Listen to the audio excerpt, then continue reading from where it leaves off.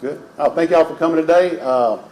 We wanted to put something together to keep the public in the loop on what we've been doing for the last couple of days. I know everybody knows about the fight that happened at the Pecanland Mall and escalated into the shooting at Hibbett Sports. So we want to do a kind of a play-by-play of what we've done. The detective divisions and others have done a heck of a job piecing this together, which has resulted in 12 arrest warrants that we've obtained for the individuals involved at both locations. There's still more to come. The investigation is continuing. And we'll play some of the pieces that have made it on social media. Like we had a shoe release at the mall, and you'll see that video, and then you'll see the fight in the parking lot, and then you'll see Hibbett Sports, and I'll slow it down, or I'll point out some of the things that ties all this together. So we'll get started. This is where the new shoe release hit at the mall. This is, I don't know what store that is, but it's not the Foot Locker, but this is the results. You'll see them raising the gate. Everybody starts coming up under. Somebody gets hurt there. This is what basically instigated the whole thing. The shoe release is what put everybody, these different gang members together at the same place. So you got that going on, and then it spilled over out into the parking lot, where you'll see some individuals fighting, and you'll see a shoebox on the right, and they pick some shoes up and run off. And this will continue later. I don't know how much later, probably an hour or so later. This argument manifests itself at Hibbett Sports with gunplay. But these are some of our fine, upstanding citizens that help us be what we are, I guess. So we had that, and then this is the Hibbett deal. So what I'll do is I'll point out a couple of things. They're fist fighting, and you'll see a couple of individuals that'll have guns concealed in their waistband, or one at least. One has one out, and you'll see a gun that's particularly important is a white pistol handgun. And I'll show you why it's important later. Let me know when the gun exchange is coming up. So you're going to have one person come into view here just in a minute. He's got a gun in his waistband with blue sweatshirt hoodie. You'll see an individual in the back with a white T-shirt on. He's a heavy-set individual. We actually arrested him yesterday. Fight escalates again. I'd fast forward it, but I don't have the ability. And you'll see the individual, and he just swapped the gun. I don't know if you saw that. There's a white gun. He went from one hand to the other. If we had the audio, you'd hear a shot, which is fixing to ring out. I believe the first shot was shot from outside in, or was it inside out? Inside out. It's from the inside of the store outside. So that takes, we got people taking cover who were actually there to shop and spend money in the city. These are the 12 individuals that we got arrest warrants on that were involved in these two instances. This is not all of them. The investigation is still going on. But we got, this is an overview of everybody, their criminal histories, what they've been doing, and what gang they're affiliated with. And I'll kind of explain that to you. You got YNN, new ones to us are Motion and West Side Babies. And basically what you're seeing, and this is, people ask, why did this happen? There's a lot of reasons why this happened. There's no accountability. There's a lack of respect for each other. And basically what this is about 4 letters on a compass, north, east, south, and west. These individuals are so proud of themselves and so protective of where they live, 3 miles away, they'll shoot at somebody with no regards to who's standing in the way or bystanders or anybody. One of the individuals that got shot in this was an intended target, one was a bystander. I wish they could be as proud of themselves as they are of a geographical point on a map. Imagine how this city can be transformed if we gave that much energy. If you're willing to die and shoot somebody to better yourself in this community. Beyond me, I don't get it. So we got DeMaurice Mizo. He just turned himself in on the left. He just turned himself in this morning. You'll see his criminal history. He's got attempted second-degree murder. Derek Dwayne Brown, we're looking for him. He's got a criminal history with attempted second-degree murder. Philip Latron Lyons, attempted second-degree murder. LaTerrence Tyquez Brothers, another attempted second-degree murder. So these are no new people. We've arrested them before, and other agencies have arrested them before. They're either out on bond, I don't know the dispositions of it, but these are not just people that had a bad day and decide they're going to carry a gun in their waistband and shoot inside a commercial business. This is not new behavior. This is a continued pattern of what they've shown. These are gang, is this why I'm doing this, gang? Why am I doing this? Do you remember? These are people who are still wanted. These are people that are still wanted. We're looking for Joshua, as he calls himself, a Reaper. We're looking for Ray K, and you'll see what Ray K did here in just a minute. We're looking for Damarin and Sean Darius. We've got riot offenses on all of them. These are the other ones that we're looking for. With Paul David, we arrested him yesterday. He was the one with the white handgun you saw in Hibbett Sports. We got motion in West Side. Now, West Side Babies, from what we're learning, is a West Monroe-based gang. They have affiliations with anybody or by themselves? Huh? Southside, like Deuce 5. So what you're seeing, the reason this happened, they all gathered together because of a shoe release. Then the territorial dispute started happening because there's a void in leadership in these two gangs, YN and Deuce 5. And all these other gangs they're trying to fill a leadership hierarchy that has been dismantled. We've done great work through ATF, detectives, Monroe PD, DEA, ATF, of dismantling the tops of YN and Deuce 5. So now we have a fight and a struggle to see who's going to be the ones to run these gangs. So that's what you're seeing. We cut the head of the snake off. It's starting to remanifest itself, and we'll continue to do what we've been doing. This is Ray K, one of the ones involved. He put that in a social media post out telling everybody to get out of here. They own the way, which led to some of our fine, very brave individuals who were involved with this who are now cowarding away somewhere in Nebraska. One of these individuals is Philip Lyons and Derek Brown. Derek Brown is actually, I think, the one in the gray jacket. I'm not sure, on the right. He got shot in the abdomen. He was an intended target.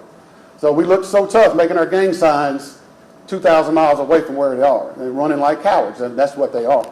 So Paul, white gun that you saw swap hands inside Hibbett Sports, we arrested him day one. There he is. This is what we got. If you look in the top right, you'll see the white handgun. The stuff on the right, it looks like kids' candy. It's either going to be THC edibles, some sort of gummies, illegal substances that he's not supposed to have, in addition to our weapon of choice, which looks like an AR-type pistol. These are the two that we have arrested. We arrested him yesterday and him today. And then that's the end of the presentation that we have.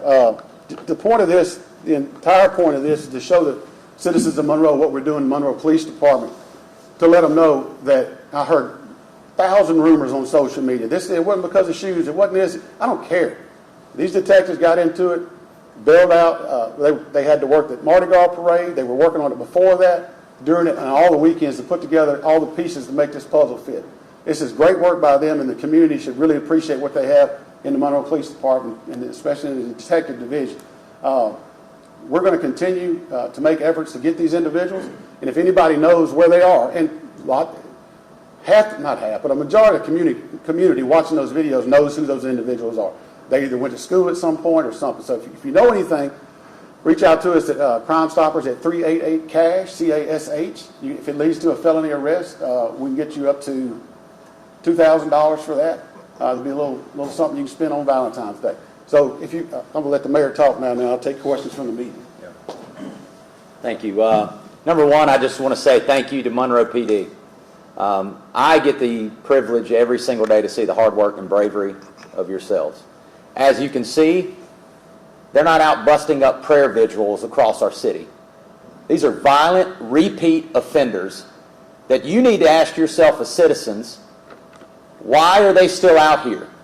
And why do your police officers still risk their lives every single day? They got families to go back to as well. And why are we as community members okay with this behavior? Follow the shares of these stories and see Free My Boy. The laughing emojis about this. And if you find it funny, you're the problem. There are community members who are tired of this every single day. There are scars that are going to remain for years for young men and women who have to live in this environment. Monroe PD is a part of the criminal justice system. Ultimately, they have to be able to serve the time. They'll need jail or Jesus or the combination of the two, but that is not the job of Monroe PD. They are there to protect you. They are there to find actionable information to be able to thwart crime, to stop crime. And if you need me to make apologies for the work that these men are doing, to take them off the streets by any means necessary, you got the wrong guy. I'm tired. Chief's tired. Our community is tired of time and time again to see the same faces. Read the criminal histories and tell yourself at some point, when does someone's fifth chance become someone's child's death sentence? I'm not talking about reform. That's someone else's job. What I'm talking about is bringing criminals to justice and taking them off the streets. I was just talking with Chief, talking about, I want to be able to talk about the great work that PD is doing, the relationships that they are building within the communities with seniors, to build community relations with kids through our impact programs. And it is paying off, and the statistics do not lie. Give you a single snippet. There were just as many murders when I took over in Parkview in 2020 than the entirety of 2024. Monroe was in single digits with murders. Our violent crime statistics were continually plummeting because that's because of the relationship that these men and women are making in their communities and the difference that they're making in their communities. It's the hard work of our nonprofits. It's the hard work of our churches. It's the hard work of our school systems that are making a difference in our community. And all of that can be overshadowed by one senseless act of violence. We have so many things to be proud of in this community, but this is one of the things that I'm not proud of, is continually seeing our youth fall at the hands of people who are preying on our families and pushing poison in our communities. Poison in the form of drugs, poison in the form of feeling like you got to have a gun to be a man or a woman in this community. It's no kind of example to be set for our people here. There are too many good things to be proud of and too many good people trying to make their way in this world. And I'm not going to tolerate it. I'll always stand by our men and women. They're putting their lives at danger every single day to pull these folks back in. So what I'm saying is, thank you to all the men and women today in this room that are doing this hard work. You're saving lives is what you're doing. For every individual that's out there pushing poison, carrying guns, shooting at people, not caring where that bullet goes, you're out there saving lives. And I want to say thank you for your hard work. Thank you, Chief, that you've put in. And again, we're going to be here. They're going to stay in the line every single day. And we need to tell them thank you, because one act of violence completely has overshadowed the good work that every one of our community partners have been doing for years. And I want to say, keep doing what you're doing to all of our partners, our faith-based groups, our school districts, our nonprofits, our wraparound services, our homeless coalitions. Thank you for what you do. And we understand the value of your work, and we'll continue to do that. But once again, Monroe PD will not apologize for being able to do this work and to get these individuals off the streets. Now, I'll say this again, and I don't know how many times I've stood here. Right now, they're in the hands of the justice system. It's time for them to do their jobs, and I'm calling on you to do their jobs. Chief? Let's give yourselves a hand clap. Good work for yourselves. Before we take questions from the media, I'd like to point out, which is a very good point, about social media in the community. I want to thank the people that did the filming and helped us identify the individuals that we have arrest warrants for today. The communication that we have between the citizens of Monroe and the police department has astronomically increased in the last 3 or 4 years, and we really appreciate the help from the community. Just wanted to point that out. Yeah. And we continually, if you know where they are, who they are, remember, 388 cash, we can give you $2,000 if it leads to a felony arrest, which I believe all of these are felony arrests. We could be. Y'all got any questions for us? Go ahead. I do. Do we have any word on the victims? I know there were individuals who were shot. Do we know their age, who they are? Can we know that information? Yeah. Let me get my little... And I appreciate you asking that question, because oftentimes that's who gets lost in all of this, are the victims. Thank you for that. This is, this guy right here is Derek Brown. He's one of the victims. He's one of the ones that's cowardly hiding himself in Nebraska, making his gang signs. He's one of them, and he was an intended target, and there was a adult female that got shot in the leg. Where did he get shot? It was, if I remember right, the leg. It was a mother with her child there. Mother with a child, and the mother got shot? Yes, sir, and child actually called 911. Child called 911, yeah. So she's going to be fine. He obviously is going to be fine. So that's the status of those. And just imagine what these two heroes, if they shot and that mama's right there and that baby's right there. Now just imagine what we'd be talking about. This almost went national. I don't know if it did or not. That certainly would have, but that's the state of those two individuals. Anybody else? Yes, ma'am. So I know you have a lot of arrest warrants out, but have any actual arrests been made in this yet? Yes, ma'am. These two individuals, right there. Perfect. Okay. Mr. Mizo or Mizi, he turned himself in just a little while ago, which I encourage all of his cohorts and the people that he's fighting against do the same, because we're not going to stop looking for him. You can't outrun the radio and you can't outrun the computer. I mean, you're going to have some people that you think are your buddies that are going to take that money just to let you know where they are. And I think the community would hold you up in high regard if you did, actually. Yeah, once again, 388 cash. CASH, that's $2,000 if it leads to a felony arrest. All you have to do is call that number. It's totally anonymous. Nobody knows who you are. You're a number on a piece of paper. You go to the bank or the credit union and you pick your money up, or you can have somebody pick it up. It's strictly anonymous. I want to ask, are the... Go ahead. You good? Go ahead. Okay, my bad. I want to ask, are the suspects all like youth? Are they juveniles, or do we have some adults mixed in there? Everyone here is an adult. I believe we have one 17-year-old, I think, and that now is back to being an adult. So it is unusual, because usually what we've been seeing is an uptake in the little feeder gangs, which some of them now are 11, 12, and 13 years old, shooting guns and running around. They're trying to be the man. That's what they're trying to be. They want that power and they want the recognition. And I wish they could get it somewhere else, in the home, through the school, through churches, through Bone Crushers, Boxing Academy, through something. There's all types of things and reasons and ways people can get that love they feel that that void they're missing, other than a freaking Glock pistol and an AR rifle. That cycle of violence has got to go the other way. We're the first line of defense for that. We're going to put you in jail every single time you do that, and they're going to make an effort to get everybody and anybody that helps you to do that. I'll worry about church, rec centers, and everything else once we got that under control. And we've done a good job at that over the last 4 years. Very proud of it. Yes, ma'am. What are some causes that have us have all of these repeat offenders in our community? That's a question you need to ask the judges in the Fourth Judicial Circuit. I don't understand why they come down with the judgments that they do. I'm not here to answer for them. We're responsible for what our jobs are. I know that we've met with the DA on multiple times saying, hey, look, let's take the low-hanging fruit. Let's take the most repeat violent offenders, right?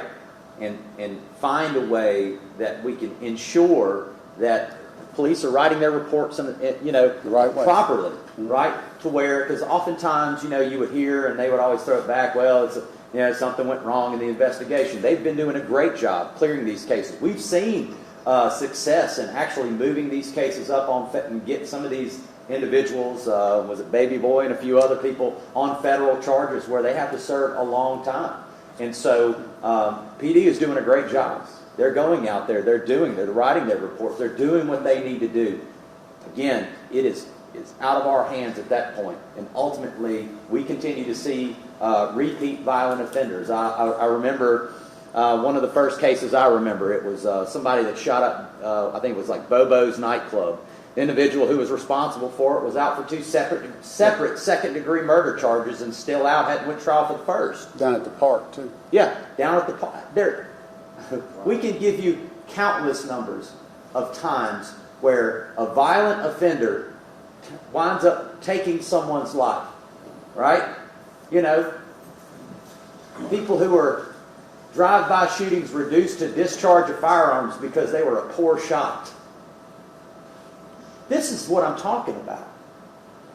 A disregard for human life and people getting second and third chances for this kind of stuff. I can't answer for them. Take your cameras, stand outside the court, follow these cases and figure out what's the end of that. Because at the end, these gentlemen and ladies in this room can't answer that either. Because they're going to have to carry out a skipped warrant, a warrant for not appearing for court, and while they're out on bail, doing something else, and they're risking their lives. These are our officers. It is my charge to protect them. And I'm getting tired. We're all getting tired. Communities are getting tired. So I would ask, you stand out inside of court, you talk to these judges, figure out, what was this charge here? Whose court were they in? Let them answer for it, because none of these gentlemen, it's not their job. Let them answer for it. I can tell you how it works. This is a go-by for if you shoot a gun in Hibbett Sports. We're going to respond. We're going to try to give first aid to anybody we can that needs it. We're going to start reacting. We're going to make an investigation. We're going to get an arrest warrant. Or we're going to arrest them. We arrest them. Our job is done there other than preparing for testimony for trial. They get issued a bond or no bond. They have suppression hearings, detention hearings, all this in the court. So you've got people that set bonds, you've got hearings, and then they're adjudicated along the way. And a lot of times what we see, and not all cases certainly, but there'll be such time passed on some of these charges that they're doing these other charges while they're waiting on the other charge. And that's one of our main problems is Illegal recidivism. possession of a handgun, armed robbery, domestic abuse, child endangerment. You think these were all one offense? Go through it yourself. These are the ones that have attempted second-degree murders, and if I'm not mistaken, one of them, I might be wrong, but it's some time ago he was involved with another issue. But this is what we're doing and what we're trying to do, and we're going to keep doing our job, and they're doing a very, very good job at it. Anything else? Yes, ma'am. So I've lived in Monroe my entire life, and I feel like there's always been a pretty hefty gang presence here in the city, unfortunately. And I was wondering how much of the violent crime you see is gang related, and is there anything you're doing specifically to target these violent gangs? Yeah, number one thing we're doing is what we're doing today. We do have gangs, and that's what we've done over the last 2 years. Like I talked about cutting the head of the snake off. You're looking at about 1%, less than 1% of the population that gets 99.9% of the attention. And that's what you're seeing when you come to the gang member. Anybody that we got that has a gun and uses a gun to shoot at a person or shoot back at somebody, they go to the top of the list for us. If we can't get any satisfaction locally, we try to get them into the ATF system and the federal system to get them out of here. And that's what we've had the best success with our top leaders in the organizations, your Cootaroos of the world, your baby boys and things like that. So that's what we're hyper-focused on, our HEAT team. And the majority of the violent crime you're talking about, 99% of it is going to be your gangsters shooting guns back and forth because they're the ones that have them. I wish they weren't around each other. I wish they had supervision. I wish they went to bed and did their homework, but they don't. They go out and shoot each other, and they get what they need from the people around them that have guns as well. That's an unfortunate cycle that I cannot fix. This man cannot fix. It's going to take more people than that. But yes, we focus on that all the time. And as you know in media, that guns and car wrecks and train wrecks, they lead. What bleeds, it leads. So our shooters, that's what's going to get covered. But we rest assured to the Monroe citizen, Washita Parish, these men and women in the Monroe Police Department, they don't let up. They're going to find out who you are. And these idiots are dumb enough to put what they do on social media. Thank you. We appreciate you. We'll take it if you give it to us. Yes, ma'am. I want to ask, was there any damage to any surrounding buildings or any property in the area? I believe there's a couple bullet holes in Hibbett's. I don't think anything else got hit. Did a car get hit? Cars outside. Cars. A couple cars outside in the parking lot. Thank goodness. I'm guessing nobody was in them. Correct. Yeah, nobody was in them. So the building and a couple cars. You had, I believe, said that some of these gang members are from the YN Indian. Are any of these suspects, were they also involved in the Murphy oil shooting from, I believe it was 2023 or 2024? That was the bleeder. Those were bleeders at, who were the two that did that? Well, YN didn't believe us. None of the YN members. None of that Murphy oil thing is to do here, but it's the same gang. It's a rival gang out of Baton Rouge that located who? The guy up here? YN located them up here. YN located them up here, and that's what caused that to happen. I believe we identified everybody in that situation. They've been arrested. Yes. Everybody's been arrested in that. So therefore, your lack of leadership in your gangs, and you're seeing a void in leadership, which is what this results in. But ultimately, there are things that they do with new technologies such as license plate readers, shot spotters, that's happening to where they can put them on top of shell casings. They run those here. I can let you guys talk a little bit more about that, but it helps to build cases. And then also, once it's put in a database, it helps connect. If that handgun was connected to a crime in Basswood or in Washita Parish, Richland Parish. Because ultimately, these things, and I can tell you this, the relationships built with Washita Parish, the state troopers, surrounding agencies, is the best that it's ever been. They're working together on these things, right? You know, there isn't this territorial issue of, oh, you're in Monroe, or they're working together. They're doing a great job with the relationships they're building to be able to build larger cases, to connect these crimes. Because look, you know as well as I do, across the street you're in the parish, or next door to you may be in the parish, right?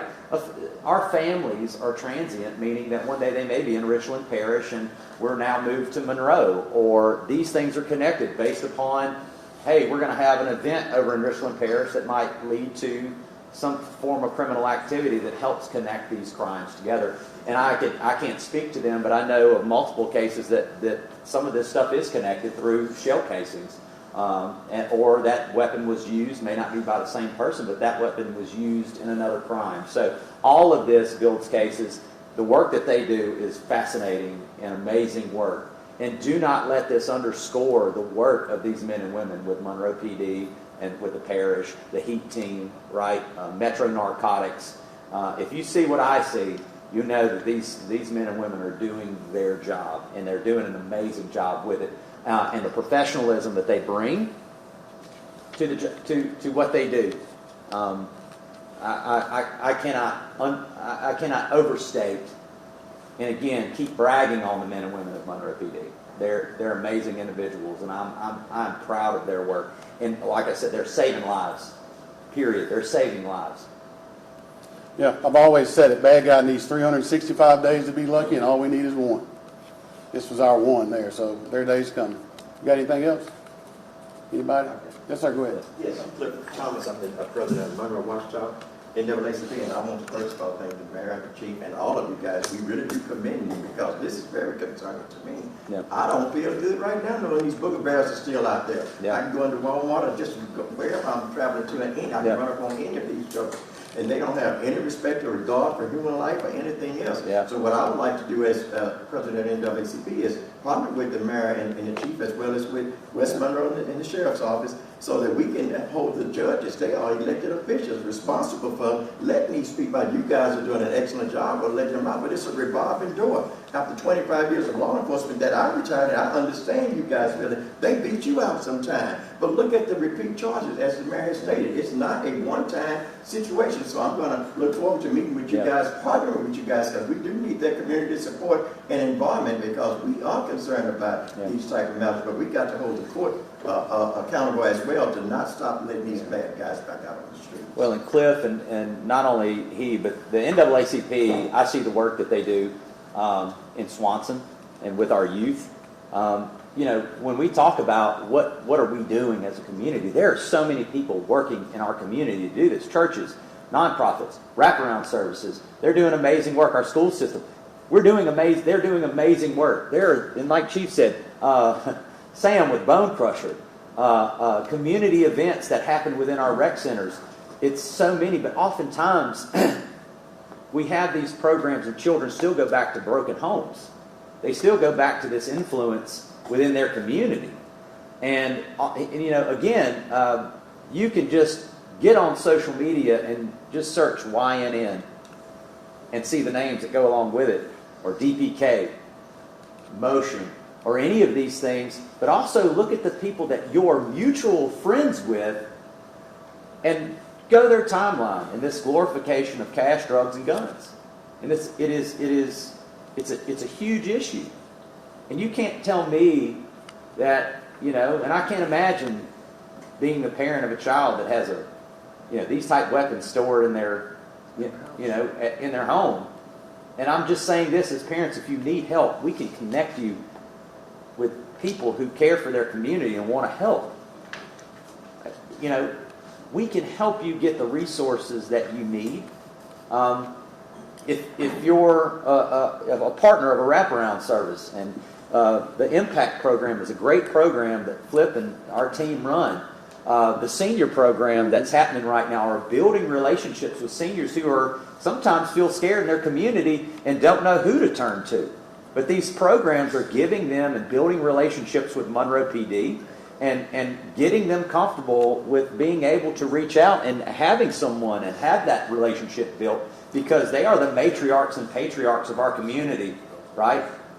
They are the ones who've lived in communities. They've either seen the rise or the decline of their families or the conditions, and these programs are working. They're communicating with PD now. There are times where they roll in communities and nobody saw a thing. But now you have people and avenues and relationships being built that there's, not as many as we wish, Right. but more people are speaking up because they're tired. And we're tired too. And if you need, if you're afraid, things are going on, you need help, contact us. Reach out to us. We are willing to help. This is too important to fail. So many opportunities right now that we miss out on because of stories like this that lead. Too many things. And it underscores, again, it goes back and defeats, and it completely ruins all the great work and the great things that are happening right now in our region, within our communities. And we're here to help in any way possible. I think everybody, if somebody had the answer to this, no community would be suffering from this, right? If anybody had the answer, nobody would be going through this. A lot of people have different solutions, but nobody's came up with the answer yet. And so, but we're willing to listen, we're willing to learn. Do we get it right all the time? No, we don't. But we're always willing to do better. And Cliff, thank you for standing up and saying something, and the work that you guys do, because I see the work that you guys do, and it's meaningful work. So thank you. Yep. Yes, ma'am. I want to ask, do we know what type of guns were used? Did they have switches? Was there anything particular? I don't believe any switches were located. We did recover the one handgun. I don't know what brand it was. It didn't look like a Glock. I don't know what it was. Some sort of, but the majority of these were handguns. Even the concealed carry laws. No, it's not illegal for you to conceal carry, but it is when you're a felon. Yeah. It is in the school. It is in the correct city building. It is in the rec center. That's right. And so that's why it's good to know the facts, and good to know that people who are carrying. It's like, well, somebody may say, well, what's wrong with this individual carrying a gun to defend themselves? Well, it is when you're a felon. And it is when you're a felon, and it is whenever you've got a history of violent crime. Because once again, that's where I take issue. Yes, ma'am. So I was just wondering, what are the weapons that were used in this incident, and the weapons that these dangerous people are able to obtain, are they legally obtained, stolen? That's what I was just about to say, and I couldn't remember what I was going to say. I encourage, I'm going to leave, this is going to be our last thing, but I'm going to leave you with this. I keep up, and I've done it since I said, where are all these guns coming from? And I've dealt with some myths that have been put out that the police are allowing this guns to happen, to have the gangs fighting each other. There's a railroad car down here on Jackson Street that's full of guns that got stolen. I pay attention to and I've run the numbers for us, guns that are stolen out of vehicles in our city, and I keep up with the parish. You double that and combine that with Morehouse Parish, there are thousands of guns that people leave in their vehicles, and they're stolen, and they're used in these. We recover them all the time. Matter of fact, I just got an email about there were numerous guns just recovered on something that were stolen out of vehicle. People say that's just too. I think it seems too simple to be. But please do not leave your handgun or rifle or anything in a car that's unlocked. These people are literally opening doors and taking it. They're not even breaking the window.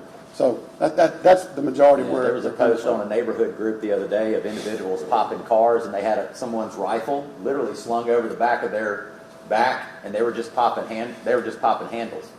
And this was a community group that caught it on, their ring cameras, and so, or their security systems, and so you shouldn't have to lock it. But guess what? Yeah. What world do we live in? Lock your doors, man, and take your guns out of your car, please, and make everybody's life better. All right, we appreciate everybody coming. Thank you so much.